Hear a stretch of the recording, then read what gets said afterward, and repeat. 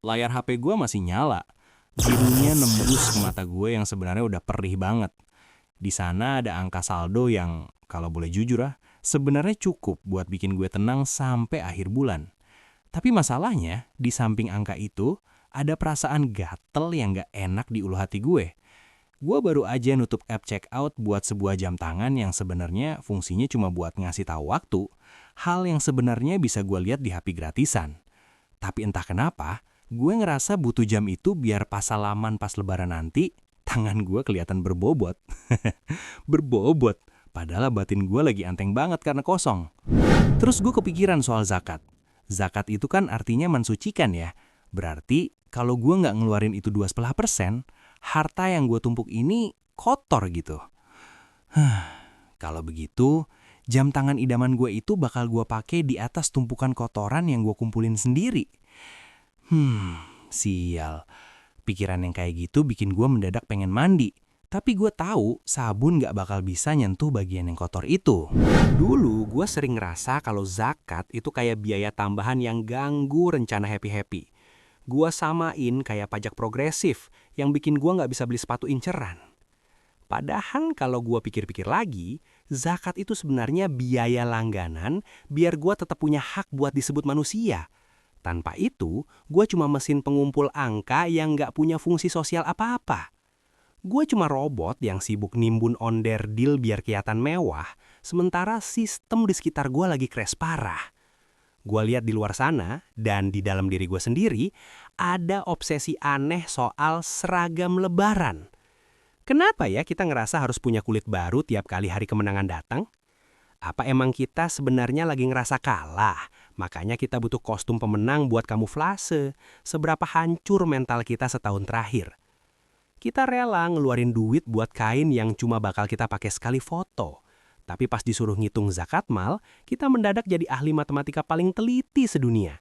Kita cari celah, kita cari diskon kewajiban, kita cari alasan biar nominalnya sekecil mungkin. Otak gue licin banget kalau soal nyari pembenaran.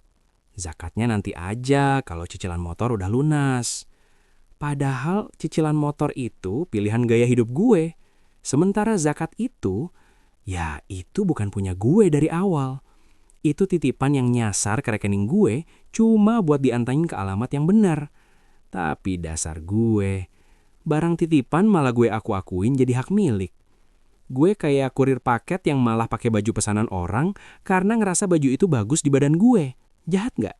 Banget.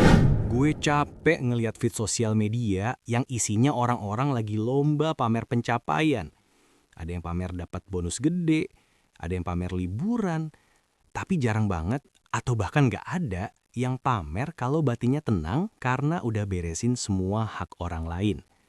Kita lebih bangga nunjukin apa yang kita beli, bukan apa yang kita lepas.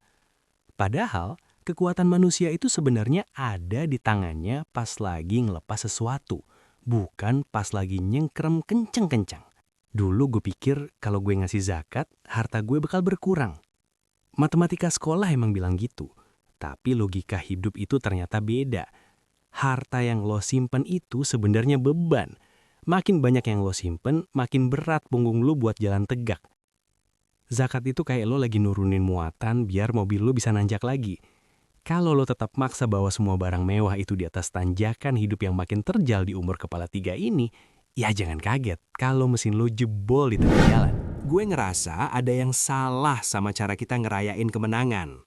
Kita ngerayain kemenangan atas nafsu selama sebulan, tapi kita tutup dengan memanjakan nafsu belanja yang lebih gila lagi. Kita bayar zakat fitrah yang cuma seharga kopi kekinian, terus kita ngerasa udah jadi orang paling suci sedunia. Sementara itu, zakat mal kita yang jumlahnya mungkin bisa nyekolahin anak tetangga sampai lulus, kita tutup-tutupin pakai nota belanja bulanan yang membengkak. Kita ini emang jagonya bikin drama spiritual buat nutupin ketamakan finansial.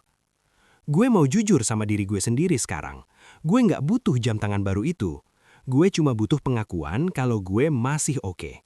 Tapi apa gunanya pengakuan orang kalau tiap kali gue sujud, yang ada di pikiran gue cuma cicilan dan ketakutan kalau harta gue hilang. Gue pengen ngerasain gimana rasanya punya harta yang bersih. Harta yang gak bikin gue parno. Harta yang kalaupun besok hilang, gue nggak bakal ngerasa kehilangan diri gue sendiri. Karena gue tahu yang beneran jadi milik gue adalah apa yang udah gue kasih ke orang lain. Sisanya? Sisanya cuma pinjaman yang sewaktu-waktu bakal ditarik balik.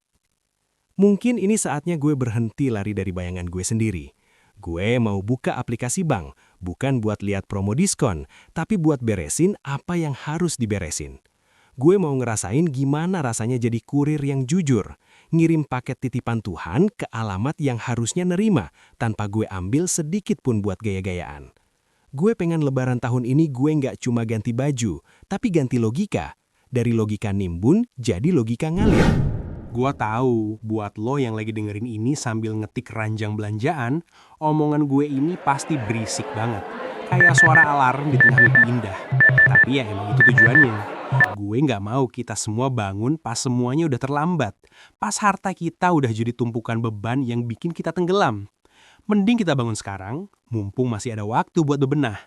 Mumpung dompet kita masih ada isinya, biarpun nggak luber-luber amat. Bukan soal berapa banyak yang lo kasih, tapi soal seberapa jujur lo sama diri lo sendiri. Apa lo emang beneran gak mampu? Atau lo cuma lagi takut kelihatan biasa-biasa aja di depan orang lain?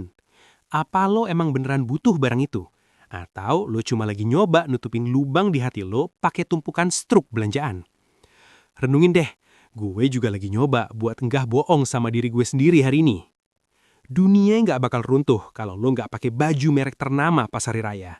Tapi harga diri lo bisa runtuh kalau lo tahu lo udah nahan hak orang susah cuma buat beli kain yang bakal usang. Jangan jadi orang kaya yang sebenarnya miskin batin. Jadilah orang yang, berapapun saldonya, dia ngerasa punya kuasa buat berbagi. Karena disitulah letak kemewahan yang beneran. Kemewahan pas lo bisa bilang, gue nggak butuh semua ini buat ngerasa berharga. Lega juga ya ngomong gini. Kayak ada bisul yang pecah. Gue mau lanjut beresin urusan sama diri gue dulu. Gue nggak mau janji-janji manis. Gue cuma mau eksekusi. Kalau lo ngerasa omongan gue yang acak-acakan ini ada benernya, ya syukur. Kalau enggak, ya anggap aja ini suara radio rusak yang lewat di telinga lo. Tapi kalau lo ngerasa kita emang harus mulai benerin cara kita menang harta, coba klik subscribe.